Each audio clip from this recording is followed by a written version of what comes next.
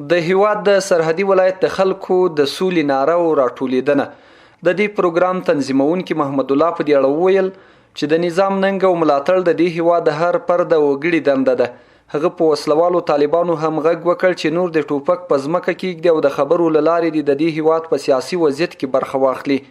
چې دغه نظام حمایه وکړو، دې نظام ته لا تقویت ورکړو، په دغه نظام باندې باور وکړو او هغه خلک چې د حکومت یا دولت یا زموږ د افغانانو په خلاف وسله پورته کوي، هغوی ته باید موږ د سولې او امن پیغام ورکړو. هغوی باید راشي له افغان امنیتي ځواکونو سره یوځای شي، د سولې له پروسې سره یوځای شي.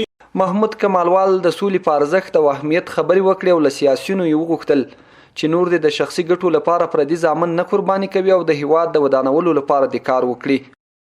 که یو ځل بیا زموږ دغه مېړني قومونه سره تیت پرک شول نو بیا به یې یو ځای کول ناشونی کار وي.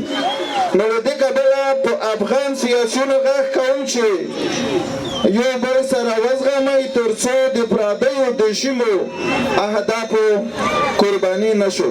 د دې ولایت اوسیدونکي روان 1499 کال ته هیله دي چې سوله به وسي، خو له سیاسیونو غواړي چې په خپل منځ کې د اختلافونو نه تیر شي او د اختلاف په ځای دي د نشه یي توکو او نورو بدبختیو په وړاندې مبارزه وکړي.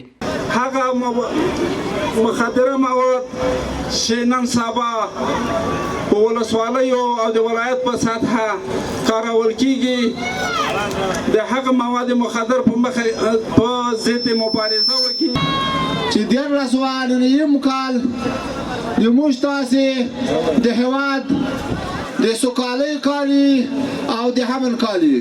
د یادونې وړ دی چې 1499 کال مانځنه د تیرو کلونو په پرتله کمرنګه او بې هرکلي وه.